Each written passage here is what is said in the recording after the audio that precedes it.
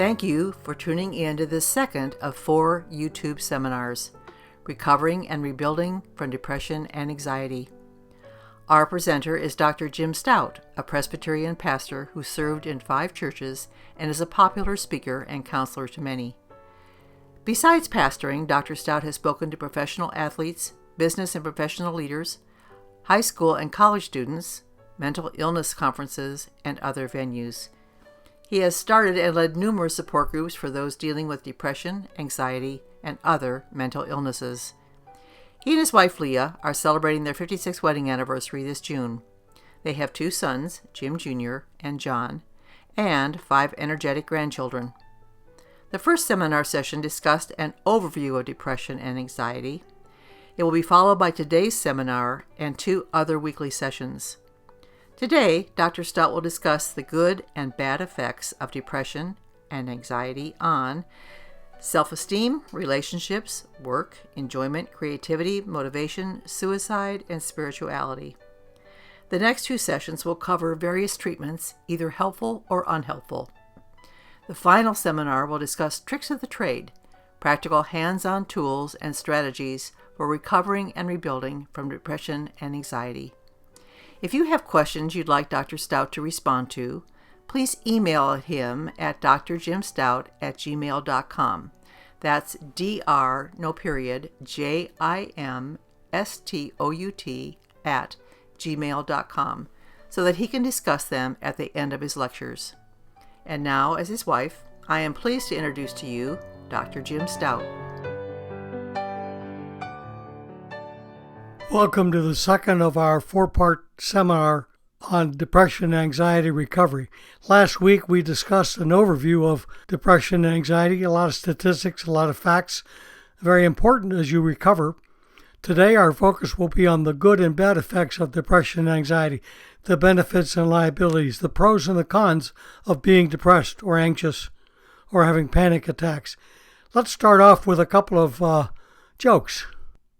A patient goes to see a psychiatrist and said, Doctor, I'm having a terrible time. What's the matter? Well, every night I have the same recurring nightmare. One night I dream I'm a teepee, the next night a wigwam, teepee, wigwam. Frankly, I think I'm going crazy. Can you help me? Certainly.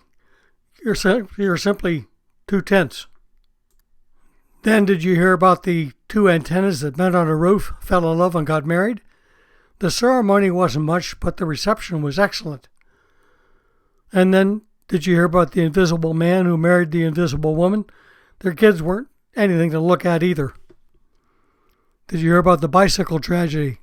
Ed, the same bike keeps trying to run me down every single day. Day after day, they try to run me over. Ted, oh, I'm so sorry to hear that, Ed. It sounds like a vicious cycle.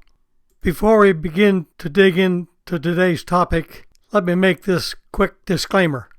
My words in this 4-part seminar on recovering from depression and anxiety are not meant to be psychiatric, psychological, or medical counseling. The information I am sharing will be that of pastoral care and, at times, hypothetical. My words are not intended to be a substitute for specific medical or psychological advice. Please consult with your medical or psychological provider about your unique needs. A friend of mine, Tom Wooten, penned a book a number of years ago called The Depression Advantage, and he listed a lot of really good things that come out of being depressed, things you wouldn't even imagine. It's a very creative book. And, of course, just as there are some pros, there are some cons with being depressed or anxious. During our discussion together, I will mention anxiety at times, but mostly I will refer to depression. Please know that most of what I discuss about depression also applies to anxiety. You heard some of my story last week. In essence, I've been there, done that when it comes to anxiety and depression and panic attacks. I've got plenty of physical reasons for being anxious and depressed. I've had 8 major knee surgeries, including 5 total knee replacements, a heart stent, 3 blood clots, a number of concussions caused by sports, hospitalizations for UTIs and cellulitis, and over the last 35 or so years, I've swallowed over 52 psychiatric medications. 3 times I risked my life because of psychiatrist errors, and 3 times by pharmacy errors. Likewise, I've got plenty of emotional reasons to be depressed or anxious and even suicidal. Abandonment by each parent for a year, severe emotional and sexual abuse, church betrayals, and threats on my life and my family's life. All of these gave me plenty of excuses to be depressed, situationally. 35 years ago, I was depressed and very suicidal, and I voluntarily entered a psychiatric hospital for about 5 months, then out about a month, and then into another psychiatric hospital for about another month, a total of about 6 months. My diagnosis, bipolar disorder, ultra-rapid cycler. That means, in essence, I can go up and down, maybe a dozen times in a day. But frankly, most bipolar people experience more depression than mania. After being hospitalized for that long period of time, being away from my family, the next year and a half to 2 years, I flew blind. Really, all I did was swallow pills and try to duck and dodge suicidal depressions. I would drive around cemeteries, envisioning where I would end up. I tried to read whatever I could on bipolar disorder, depression, and anxiety, but frankly, back in those days, there really wasn't that much available. Many months after my hospitalization, vacations as it were, around 1990, I teamed with Sandy Skinner, a female therapist, to start a free mental illness support called Comfort Zone for those struggling with a mental illness. That group met weekly for 25 or so years, and then it merged into another group called Hope's Nest. Because so many of the Comfort Zone people faced ongoing crises, I counseled several suicidal persons every month in and month out, and I frankly probably learned as much from them as they did from me. Strangely, my confidence and stability increased as I reached out and listened to other people's problems, and then tried to offer practical tips that they or their loved ones could use to get better and stay better. Counseling fellow strugglers, my ongoing counseling with depressed teachers, business leaders, professional athletes, coaches, physicians, clergy, nurses, and their family members was very satisfying and productive, and I saw a lot of people helped and changed. Since then, my recuperation from debilitating bouts of depression and mood swings has literally been 2 steps forward, 1 step backward. To begin regaining my life, I started other support groups other than Comfort Zone for patients and family members, and I even helped churches start or improve their mental illness outreach and counseled scores of suicidally depressed men and women. It's been extremely helpful to keep learning about depression and its treatments as I've gone along. I've picked up countless recovery tools and strategies from books I've read, as well as from interviews I've had with hundreds and hundreds of other depressives and their family members, mental health professionals, scientists, conference speakers, and others on depression, anxiety, and mania. In addition, through the last 30 or so years, I've learned from my own depressive relapses and successes, as well as from others sharing. My depression School of Hard Knocks education has helped me weather my own ups and downs. Disclosing my own inner battles has given me a way to help others in the process, boosted my own hopes as well. Throughout my hospitalizations and during the past 3 decades, I jotted down notes and mini essays on recovery. Much of my research, practical experiences, and journaling resulted in my first published book in 2003, Bipolar Disorder: Rebuilding Your Life. Reading on recovery from a life-menacing depression or talking with depression alumni will give you fresh viewpoints on recovering from your own inner injuries. Your conversations can result in huge paybacks. These sources can enrich your own healing from inner damages. I certainly can resonate with Martha Manning, a PhD clinical psychologist and depression survivor, when she says, "I give many speeches about depression and always find myself in a reflexive wince whenever I am introduced as someone who, quote, overcame, defeated, beat, or any of the other macho, militaristic words that imply that I've slain the dragon, conquered, or at the very least, banished the beast. All of these words imply that for me, depression is, quote, over, that I was in an episode and now I'm not. For some people, it's as clean as that, but for me, it's a hell of a lot messier. My bouts with depression used to last for 2 to 4 months. Now, in the last number of years, they last only 1, 2, 3, 4 days and are not nearly as severe. I might also mention that women also have 1 to 4 bad days every month as well. I no longer view my manic depression, my battles with depression and anxiety as well as a curse or as a liability even. Instead, I look at it as an inconvenience and a new opportunity to enjoy life and make a difference in others' lives. Having said this, depression is a confusing, energy-draining, hope-deleting, isolating experience. At first, you may not know what's going on other than the fact that you are having scary, hopeless thoughts. You may struggle with overly sensitive reactions to certain people or certain situations. You might discover that your temper has a far shorter fuse than ever.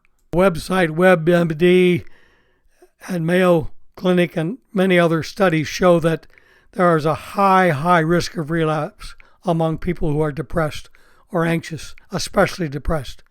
50 to 80% of the people who have a bout of depression will relapse. Realistically, 20 to 30% of depressives will continue to have symptoms. Every person in recovery is different. Every recovery is unique for every individual. No two people experience or recover the same way. Frankly, depression is a long-term illness, and upwards of 80% of the people who try to get help improve, even though some of their symptoms may never disappear.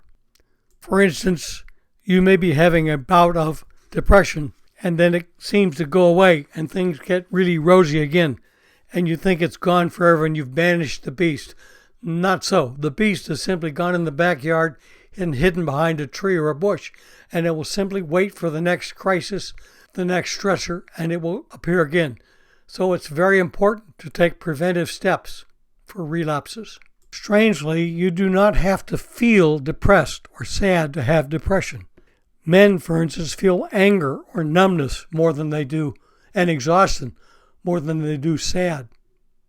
I'm speaking of depression. I don't simply mean a mild case of the blues. I'm referring to clinical or major depression, which basically are the same thing.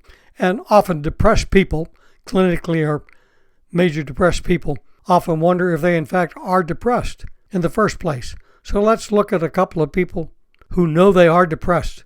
Charlene writes this on her website. I've been dealing with depression for so long I can't remember when it started.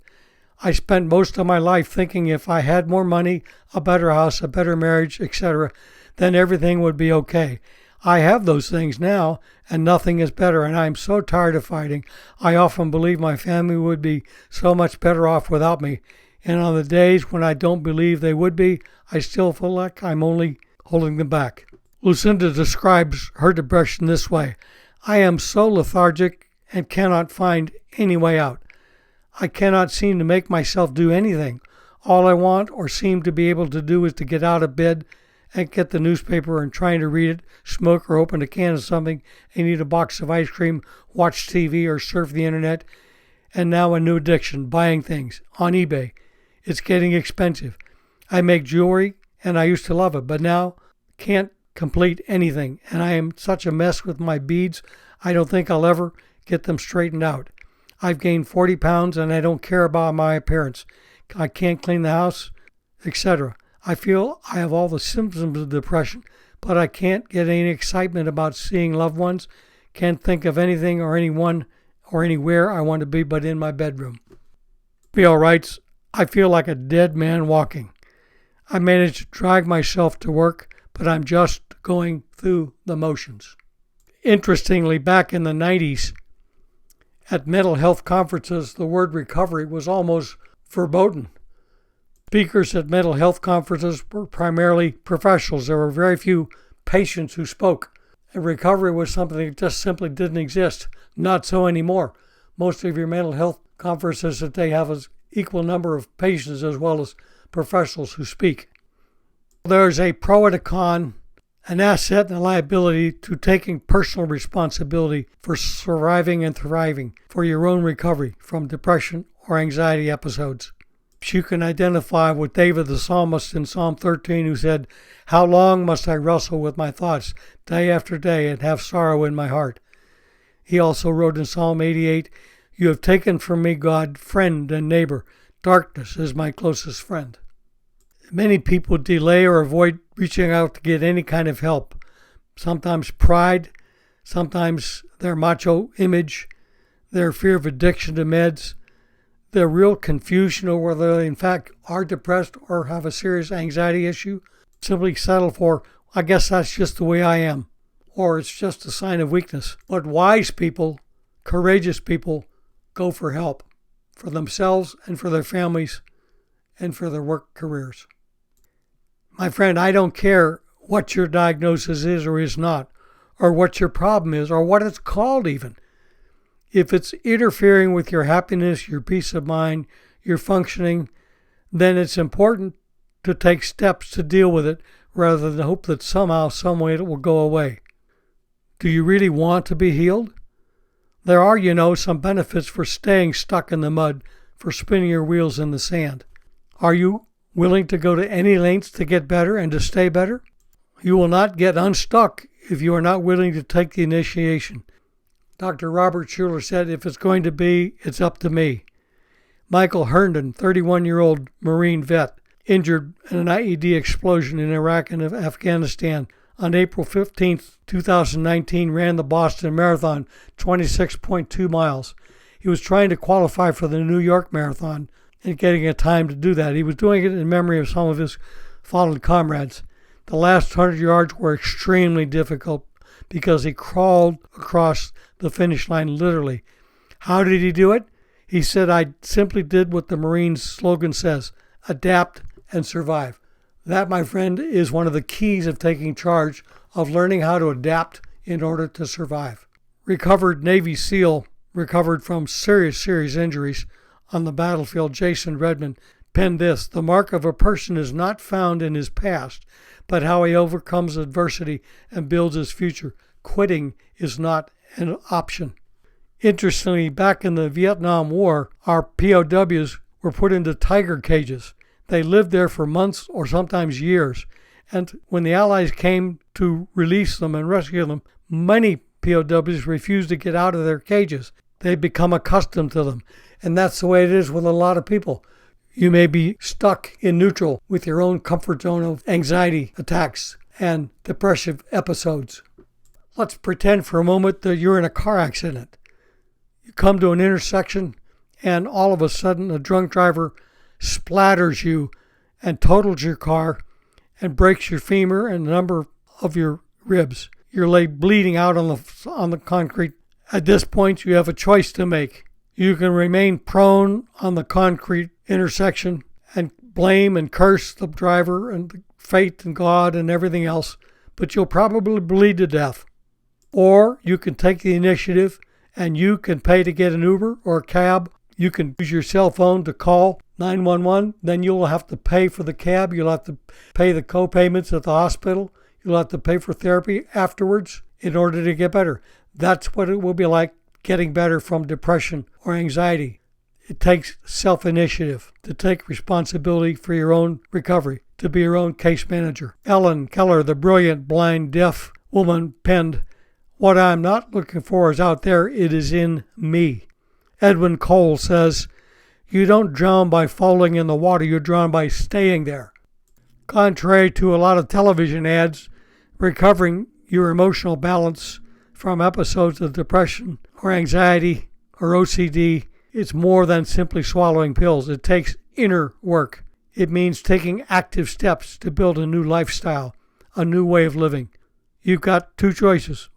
One, get busy and go to work, developing a whole new way of life, a balanced life. Or two, to say, oh, the hell with it, I quit. I'll just drift along in neutral gear with pills and therapy or whatever, and simply some way, someday, somehow, maybe it'll all work out. But finding relief from those things that plague you starts with taking responsibility for your own recovery by using the best resources available, trying anything that might help, picking out various ideas and experimenting with them. There are, of course, pros and cons about our outlook, our attitude, our motivation. Untreated depression or anxiety is a condition that can take over your mind, rob you of your dignity, deprive you of all the joyful offerings of life, and leave you nose down in 2 inches of water. feeling totally abandoned by man and God. Debbie Medley offers this insight, quote, "We each have our own pain. We cannot measure one another's hell. The most frightening aspect of the disease is that each episode erodes my resilience and desire to fight back. The nasty thing, the con about depression and anxiety, is that it does begin to gnaw away at you, so you wonder, will this ever end? Is there hope for me?" So having a good attitude is very important in recovering. Catch these words from an anonymous writer. "If you think you are beaten, you are. If you think you dare not, you don't. If you'd like to win but think you can't, it's almost a cinch you won't. If you think you lose, you're lost. For out in the world we find success begins with a fellow's will. It's all in the state of mind. Life's battles don't always go to the stronger or fastest man, but sooner or late the man who wins is the one who thinks he can." So attitude is very important. You can either have a negative, defeatist attitude or a positive attitude. The poet John Milton says the mind is its own place, and in itself can make heaven of hell and hell of heaven.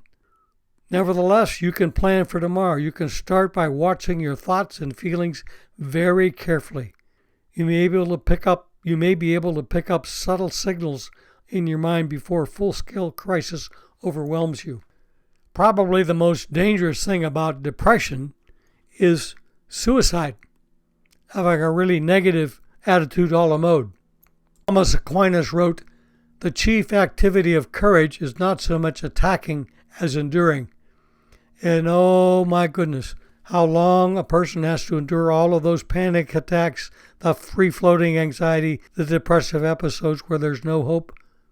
Richard Cory is a famous poem by Edwin Robinson. Listen to what he writes. "Whenever Richard Cory went downtown, we people on the pavement looked at him. He was a gentleman from sole to crown, clean-favored and imperially slim, and he was always quietly arrayed, and he was always human when he talked, but still he fluttered pulses when he said good morning, and he glittered when he walked. And yes, he was rich, richer than a king, and admirably schooled in every grace. In fine, we thought that he was everything to make us wish that we were in his place. So on we worked and waited for the light, and went without the meat and cursed the bread. And Richard Cory, one calm summer night, went home and put a bullet through his head." For the last several years, my therapy dog, Thunder, and I have gone to a Navy SEAL Foundation Impact Forum, where there were well over 500 Navy SEALs, family members, staff members, psychiatrists, psychologists, and others from around the world attending. There were probably that many others Zooming or catching the audio. For 3 years, the focus was on depression, PTSD, and suicide among SEALs and Special Ops military. Surprising takeaways is this. Literally half of Navy SEAL suicides or Special Ops suicides show absolutely none of the traditional signs of suicidal thinking and planning. Nobody saw what was coming. I mentioned at this point a few people who were very depressed, very anxious. Some planned actively their own suicide. Others actually carried it through. Twitch, the DJ and dancer on the Ellen DeGeneres TV show, at age 40, just before this last Christmas, he took his life. His wife Allison and 3 kids, ages 3, 5, and 14. No one saw it coming. Congressman Jamie Raskin and his wife Sarah, former Deputy Secretary of the Treasury, released a heart-wrenching obituary confirming that their 25-year-old son, Thomas "Tommy" Bloom Raskin, died on December 31st. That was this last New Year's Eve, by suicide. Part of the obituary noted, quote, "Tommy Raskin had a perfect heart, a perfect soul, a riotously outrageous and relentless sense of humor, and a dazzlingly radiant mind," his parents wrote in a post. The obituary explains that Raskin was tortured by blindingly painful and merciless disease called depression, and that despite a strong support network of loving family, friends, and doctors, the pain became overwhelming and unyielding and unbearable for the young man of surpassing promise to our broken world. Rudy Tomjanovich took over as the head coach of the LA Lakers after Phil Jackson retired, and he struggled with depression big time and walked away millions of dollars in contract because of depressive episodes. Pastor Rick Warren, one of the largest churches in the country, Saddleback Church, lost his son to depressive suicide. Ellen Sachs is the head of the USC Gold School of Law. Big-time depressive episodes. Would you believe Walt Disney struggled with depressive episodes time and again? So did Ted Turner. Kay Redfield Jamison taught at UCLA Medical School and is now at Johns Hopkins University. She co-authored 2 of the classic books taught in almost every medical school in the country called Manic Depressive Illness. She herself was suicidally depressed on many occasions. Marie Osmond, the singer, very big on anxiety and depression. Sylvia Plath, poet, wrote prolifically even in the last week of her life. To those around her, she seemed very positive, even optimistic. But then, on the morning of February 11, 1963, she killed herself, leaving behind 2 small children. She was 31 years old. She put her kids to sleep upstairs and went down to the kitchen and turned on the gas. Mark Oberg, who 12 years prior to a key psychological study went from being the vice president of a high-tech firm to sleeping in a shelter because he'd been struggling with severe depressive episodes. Nick Calloway, psychiatrist, speaking of his own debilitating depression, says, "Life was just about as good as it can get. I woke up in the morning with everything to live for and felt it was all worthless. I just wanted to stay in bed and pull the covers over my head." I'm sure most of you know about Robin Williams, a comedian, just a tremendous person. He took his life not long ago. Former Fox TV news anchor Shepard Smith called Robin Williams a coward for doing such a selfish act in taking his own life. Later on, Smith apologized.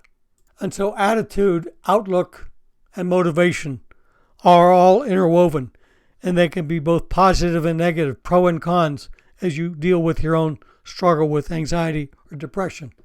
How do people survive in a crisis when they're overshadowed with those 2 beasts?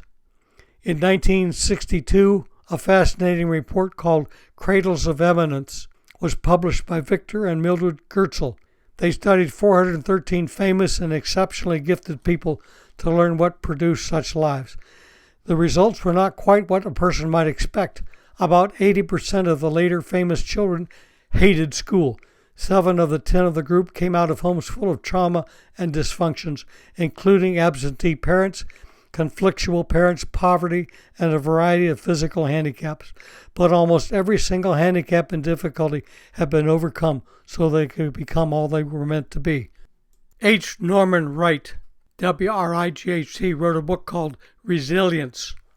And it really was a great help to me in shaping my attitudes and outlooks. My Comfort Zone group and I discussed this book for nearly a year. Wright pens these words: "Families and individuals who cope well with heartbreak and crisis have specific characteristics as do those who do not handle crises well. What sets survivors apart from non-survivors? There are things we can learn from the wisdom and experience of those who made it. Dr. William Mitchell suggests that non-survivors follow the path he calls Path A. They curse the crisis. They add to the negative situation by adding negative opinion. They actually compound the negativity. They also nurse the crisis. Their time and attention is centered on the problem rather than looking for a solution. Finally, they spend their time rehearsing the problem. In their minds, they replay it again and again until it dominates their every waking moment. There is, however, a path B, the path that survivors take. They disperse the crisis. One of the most effective ways of handling minor and major difficulties is to take what seems to be an overwhelming problem, break it down into smaller parts, and then tackle each smaller part one at a time. We can gripe and sit on the pity pot, or we can become survivors. What will it be? Survivors decided to become pioneers and carry out a new lifestyle.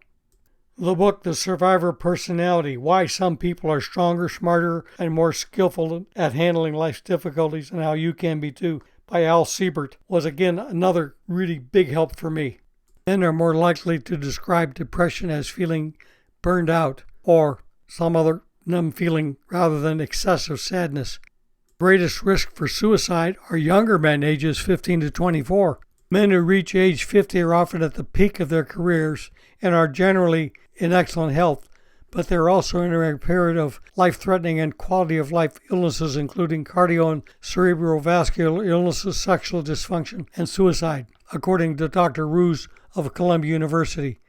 It's striking that vascular disease, erectile dysfunction, decreased testosterone, and suicide are strongly associated with depression.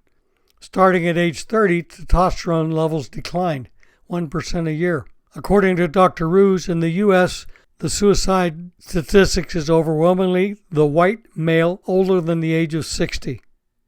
This striking relationship between age, gender, and suicide is consistent throughout the world and across cultures. Terence Real concludes, healing interrupts the legacy of depression's transmission from parent to child. Depressed men, by healing themselves, bring peace to themselves and protection to their offspring. The biggest argument most people offer is that somehow suicide violates one of the 10 Commandments, thou shalt not kill, and will end up in hell for the terrible sin of suicide. Yet there are other Bible verses which assure Christians who've taken their own lives that they will still go to heaven. The next argument against self-annihilation is the emotional damage it does to one's spouse and children. There's plenty of evidence that this is true. The effects of suicide are devastating and last a lifetime on family members and loved ones. Some argue that suicide is, quote, a permanent, selfish solution to a temporary problem. It is, but for some people, wounds from emotional abuse, failures, rejections, and betrayals rob even the strongest of all resilience and any hope for the future. But none of these arguments understand the intolerable pain. The desire to escape the horrific inner agony wipes out all other options. One's once wide-angle vision becomes tunnel vision. The victim becomes himself unable to muster enough hope or energy to try to hang on. Suicide seems the most logical, philosophical, painless way to handle unbearable, no-option situations with never-ending heartache. I know for a fact that there were many days that I would search for reasons to get up out of bed in the morning. And you know, there's a myth about suicide. A holiday suicide myth is this: most suicides occur between Thanksgiving and Christmas. Not so. The National Center for Health Statistics notes that they usually peak during the spring months. My friend, if you happen to have suicidal thoughts right now, or if you know someone who's having those kinds of thoughts, please get help right away. Here's some steps you can take. Reach out to a close friend or a loved one. Tell them what you're thinking. Contact a minister, a spiritual leader, or someone in your faith community. Call a suicide hotline. In the United States, call the National Suicide and Crisis Lifeline. This is 24/7. A trained counselor will be on the phone to talk with you. The phone number is 988, or simply call 911. Make an appointment with your doctor or your mental health provider or other health care provider. And if it's a real bad emergency, drive yourself or have someone drive you to an emergency room. And if you have a loved one who is in danger of or talking about suicide or has made an attempt, make sure that somebody stays with that person all the time and take that person as soon as possible to an emergency room of a hospital. A family member was grieving and questioning and ventilating about her recent loss of another family member due to suicide. Overwhelmed with pain, she asked Ruth Graham, wife of the famous evangelist Dr. Billy Graham, "What does God say to a Christian who's committed suicide?" Without hesitation and with great compassion, Mrs. Graham replied, "I believe God did not call her home, but he certainly welcomed her." Hope is another key category to keep in mind as you try to rebuild your life and take it back. One of my favorite authors is Dr. Lou Smedes, S-M-E-D-E-S. One of his books, Keeping Hope Alive for a Tomorrow We Cannot Control, was very, very helpful to me. One of the things he says is, life is a series of hope adjustments. Smedes talks about his father, and nobody said that his father could not try. For 9 years, his father groped from one fallen hope to another, from one job to another. Finally, at 31, he died from hope failure. 10 years of wishing, 10 years of imagining, 10 years of believing, a decade of hoping in a new world of bright hope. Now the pain began for his widow, with the dead hope left behind. Hope can be struck by lightning, Smead writes, but it can also die slowly from repeated slaps of disappointment. Hope hangs on too long sometimes, gets too tired to go on, and has nothing to do but collapse from relentless letdowns. And people who put their hope in God are not spared the heartache of hope failure either. Smead writes about Tammy Kramer, one of the wonderful people who was the chief outpatient person at the AIDS clinic of Los Angeles County Hospital. She was watching a young man who had come in one morning for his regular dose of medicine for his AIDS. He sat in tired silence on a high clinic stool while a new doctor at the clinic poked a needle into his arm without looking up. Question: do you have a fallback hope, a plan B, to carry you through at times when the hope you've leaned on collapses? Paul Abrams Considine says, dreams are never destroyed, they are simply rearranged. Smead goes on and explains that a hopeful person is someone who has turned hoping into a habit. People who have the habit of hope live longer than people who have the habit of despair. They are stricken but not crushed by tragedy. But how do hopeful people manage to keep their hope alive? How can despairing people get more hopeful? Smead, because of his background with his father and the terrible things that happened in his childhood, says, I've learned a lot about how to counter inherited despair by setting my mind on a faith that better things are possible. It's a tug of war, I admit, and my heels are dug in for a long pull before hope has a firm and steady grip on my spirit. To pit hope against their despair, they can choose to hope. Choosing to keep on struggling against despair and to keep on choosing for hope, this is to take responsibility for our hoping. Smead goes on to write that becoming a more hopeful person than we are now is up to us. We may be predisposed by our temperament to focus on the bad things that we imagine are coming down the pike, but we are not fated to surrender to our fear of them. We can decide against fear and decide for hope. Kay Redfield Jamison wrote to a friend who battled bipolar disorder depression very badly and finally succumbed to him, but she asked him what was keeping him alive. He said, quote, look to the living and hang on, end quote. Those simple words really helped me a lot. That is one reason I have pictures all around my office and the house of my family and friends and things that give me hope. Lewis Smead concludes his Keeping Hope Alive book by saying, hopeful people can keep their hope alive by taking responsibility for developing hope-building habits. Hopeful people know what they hope for. They know which hopes are most important to them. They adjust their hopes to whatever new reality a failed hope leaves them with. They keep their eyes open for signs pointing to the possibility of what they hope for. They let other people hope for them when their own hope fails. They free themselves for a fresh future by forgiving people who spoiled their past, and they live by faith instead of fate. Self-esteem is another topic that can either be a liability or an asset. If you struggle with depression, you already know that it shreds your self-image. You feel like you're the worst wife, the worst husband, the worst mother, the worst father, the worst Christian, the worst employee, the worst human being. I have this funny cartoon that I look at once in a while of a psychiatrist sitting on his chair looking down at a patient on the bed, and the psychiatrist is taking notes, and he asks the patient, how long have you been feeling that nobody likes you, jackass? It's kind of funny, but I get the message.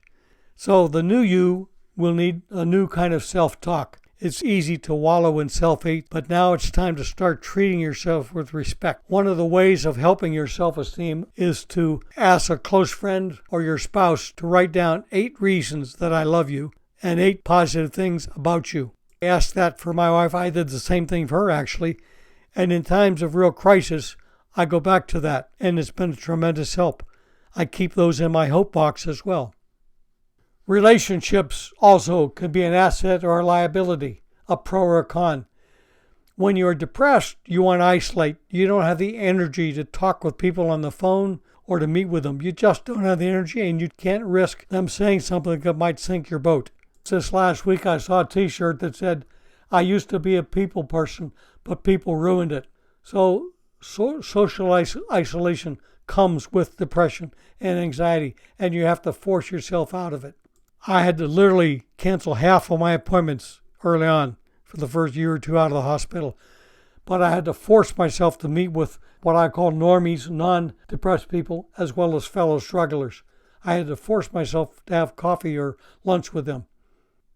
And sometimes there are certain meetings, church meetings or social things that are really toxic. 1 Corinthians chapter 11 in the Bible talks about sometimes your meetings do you more harm than good, and that's true. So realize that and reach out, but realize you're not going to bat 100%. Work can be a positive or a negative if you struggle with depression or anxiety. People who suffer with anxiety or depression big time are fired often because they simply don't show up, or when they do, they have little energy to organize or follow through, and often they will snap out at customers. And so it involves getting a new career or a new approach to your current job. And stress is biologically linked to mood.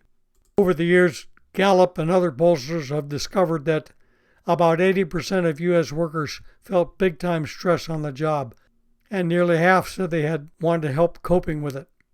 And stress is often a prelude to depression. Doctors and mental health care workers will tell you that stress is almost accepted as the most commonly endorsed health risk. So work can be a positive or negative in how you approach it. Being able to enjoy life, hobbies and vacations and everything else. When you're depressed, someone can offer you a free ticket to Hawaii, all expenses paid for a month, and you wouldn't take it because you couldn't enjoy it. You're depressed, all life seems gray or dark, not with color. I have a picture in my office in black and white because that's really almost all black, how you feel when you're depressed. It's the negative. However, the upside of enjoying things when you are depressed is that our ability to feel on levels much deeper and higher than the rest of the population. Crippling as it may be, our depression also gives us wings to our thoughts and our feelings that once motivated us to climb out of our cozy condominium in the first place. And now we can reach for the stars as we reach out. So you can settle with same old, and experiencing your anxiety attacks and depression, that is, or experiment with new hobbies and new ways of entertaining yourself. Creativity is another area that is greatly affected by depression and anxiety. It simply goes down the toilet. You just don't have the energy to do anything. Author Tom Wooden, a friend of mine, wrote his book on the Depression Advantage, explains a lot of this. Viktor Frankl, the great psychotherapist, as a POW, had to develop various creative ways of surviving and not committing suicide for both himself and others in his famous book, Man's Search for Meaning. In many ways, my writing has been a lifesaver. It has rescued me many times. Most of my writing has been when I've been badly depressed or even suicidal. But believe it or not, I've written on 13 books that are up on Amazon and well over 20 or so essays. Dave and Jan Dravecki, both solid Christians, both experienced deep depressions because Dave had basically cancer of the arm. He pitched in the major leagues, but had to have his arm amputated several times up to the shoulder and went into severe depression. When they came out, they started a ministry. They used their creativity out of the ashes. The butterfly came out. And now they have a ministry to amputees and cancer victims. Joni Eareckson Tada, a quadriplegic, a very good writer, and also a good painter who paints with a paintbrush in her mouth, has developed a great sense of creativity, has blessed many, many people because of using her creativity. That would not have come unless it came out of a lot of pain. Thank you for hanging on with some of my slurring. I have a light case of Parkinson's disease, and it causes me to slur. So we'll work on this together. Spirituality and the role of faith is very important, and it can be very positive or negative in its influence on how you get better or get worse with your anxiety or depression. The psalmist wrote this in Psalm 22, my God, why have you abandoned me? Why are you so far away when I groan for help? Every day I call to you, my God, but you do not answer. Every night I lift my voice, but I can find no relief. It's very important to nourish your spiritual connection with God or your higher power. The role of faith has been key in my recovery. The Bible and its teachings have reframed my losses, helped me overcome hurts, rejections, limitations, injuries. It's given me strength and hope and courage to move on. I've been around other Christians who believed in me and encouraged me. I have found great help in the full serenity prayer. Some of you may be aware of part of it, but this is the full one. I encourage you to read it. God, grant me the serenity to accept the things I cannot change, courage to change the things I can, and wisdom to know the difference. Living one day at a time, enjoying one moment at a time, accepting hardship as a pathway to peace. Taking as Jesus did this sinful world as it is, not as I would have it, trusting that you will make all things right if I surrender to your will, so that I may be reasonably happy in this life and supremely happy with you in the next. Amen. That is attributed to Dr. Reinhold Niebuhr. Do you know what the difference between religion and spirituality is? Religion is for those who are afraid of going to hell. Spirituality is for those who are currently living there and want out. One little sentence out of the Old Testament in the Bible really fortified me as I tried to recover some of my old injuries. It's from Joel chapter 2, verse 25. Behold, I will restore the years which the locusts have eaten. Another thing that has helped me on my spiritual journey is to thank God every morning for 3 blessings of the previous day. The whole day may collapse on me right after that, but it certainly does tweak my attitude. I encourage you to read the Bible, other important books, other recovery literature that will increase your relationship with God or your higher power. Another author who's been a great encouragement to me is Philip Yancey. A couple of his books, Where's God When It Hurts? And Disappointment with God. He is no stranger to suffering. I've clung on to some of the promises in the Bible like a drowning man grabs onto a life preserver. This one comes out of Jeremiah chapter 29, verse 11. For I know the plans I have for you, declares the Lord, plans to prosper you and not to harm you, plans to give you hope and the future. I am with you, and I will watch over you wherever you go, and I will bring you back to the land. I will not leave you until I have done what I have promised you. Believe it or not, there's a lot of evidence, a lot of science that backs up the validity of and the importance of faith and spirituality. Dr. Harold Koenig, MD, is the founder of the Center for Spiritual Study of Theology and Faith at Duke University. Talks about 1,200 or more studies on the healing power of faith and its effect on spirituality. Koenig co-authored a book called Handbook of Religion and Health with several other scientists. In preparation of the book for publication, the authors reviewed more than 100 studies on the relationship of religion to depression. 2/3 of those studies found religious persons have less depression than those who were non-religious, and if they became depressed, they recovered more quickly. Some skeptics say, well, that was just a placebo effect. Koenig, in an ABC News interview, says religion gives people hope and optimism and helps them better overcome a negative life experience. Some religious people may think God is punishing them or become overburdened with guilt, but religion can also relieve guilt and grant forgiveness. To my knowledge, most medical schools in the U.S. require spirituality and healing classes for graduation because the mind is a very important component of healing. Herbert Benson, an MD, president of the Mind-Body Medical Institute of Boston's Beth Israel's Deaconess Hospital and Harvard Medical School, is quoted as saying on a Time magazine cover story, quote, anywhere from 60 to 90% of the visits doctors are in the mind-body stress-related realm. So there are some definite positives, some definite benefits to using spirituality and strengthening your relationship with God or your higher power. There are also some negatives. It's important to remember that spiritual and religious practice should be regarded as a complement rather than a substitute for proper medical care.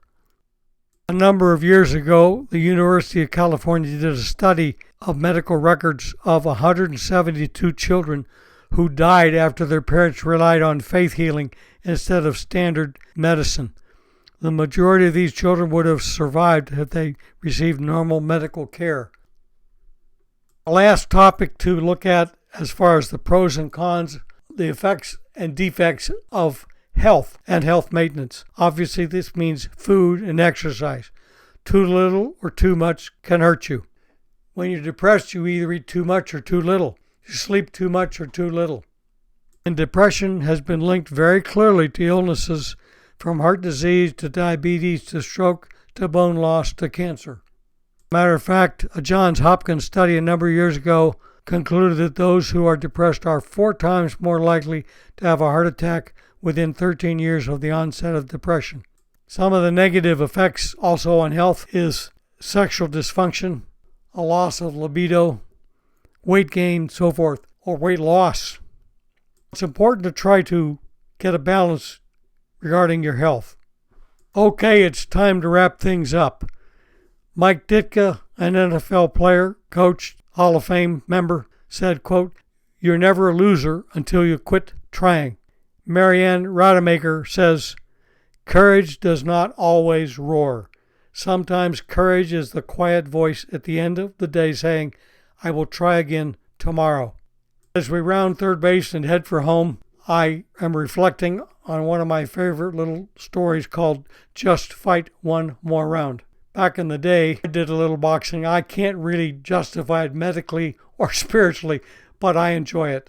Here's what the article says, quote, "It happened 120 years ago. On September 7th, 1892, James Corbett won the first heavyweight championship prize fight in which the contestants used boxing gloves rather than their bare fists. Corbett won the match against John L. Sullivan with a knockout in the 21st round. That's right, the 21st round.